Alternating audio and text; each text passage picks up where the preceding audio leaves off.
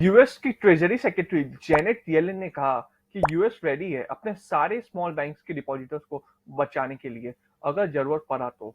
In fact उन्होंने ये भी कहा कि जो स्मॉल बैंक्स के डिपॉजिटर्स है, जरूरत पड़ने पे उनको भी गवर्नमेंट हेल्प करेगी, जैसे कि गवर्नमेंट ने हेल्प किया था silicon valley bank and signature bank के डिपॉजिटर्स को जरूरत पड़ने पे। उनके लिए हर तरह के लेंडर्स, चाहे छोटे हो या बड़े, यूएस इकोनॉमी के लिए इंपॉर्टेंट है। यूएस की सरकार अपनी बैंकिंग सिस्टम एंड उनके कस्टमर्स को प्रोटेक्ट करना चाहती है। उन्होंने ये भी कहा कि यूएस की सरकार छोटे बैंकों को भी हर तरह से मदद करने को तैयार है जरूरत पड़ने पे। सो इससे ये समझ आता है कि यूएस की सरकार सिर्फ बड़े बैंक्स या स्पेसिफिक बैंक्स को ही सिर्फ हेल्प नहीं करेगी, बल्कि यूएस की सरकार छोटे बैंक्स को भी हेल्प करने के लिए तैयार है जरूरत पड़ने पे।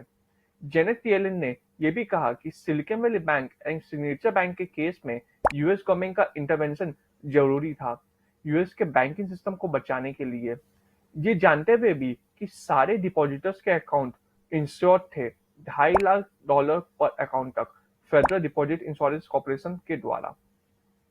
इनफैक्ट गवर्नमेंट ये नहीं चाहती थी कि लोगों का यूएस के बैंकिंग सिस्टम से विश्वास उठ जाए और बड़े डिपॉजिटर्स अपने पैसे को बैंक से विड्रॉ करने लगे। इसलिए यूएस की सरकार की इंटरवेंशन जरूरी थी, जिससे बैंक्स अपने बॉन्ड्स को बिलो मार्केट वैल्यू प्राइस में नहीं बेचे, मतलब डिस्काउंट में नहीं बेचे।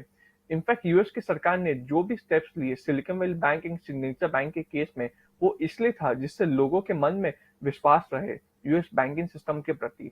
और अब यूएस की सरकार के हिसाब से बैंकिंग सिचुएशन भी इम्प्रूव हो रही है यूएस में। एंड बैंकिंग सेक्टर बहुत इंपॉर्टेंट सेक्टर है यूएस के इकोनॉमी के लिए। यूएस की सरकार बैंकिंग इंश्योरेंस का अमाउंट, जो कि अभी $2.5 लाख पर अकाउंट का है, उसे और बढ़ाने के बारे में सोच रही है फ्यूचर में। तो हो सकता है कि ये जो $2.5 लाख तक का इंश्योर्ड अमाउंट है अभी पर अकाउंट में डिपॉजिटर्स के लिए, वो फ्यूचर में बढ़ जाए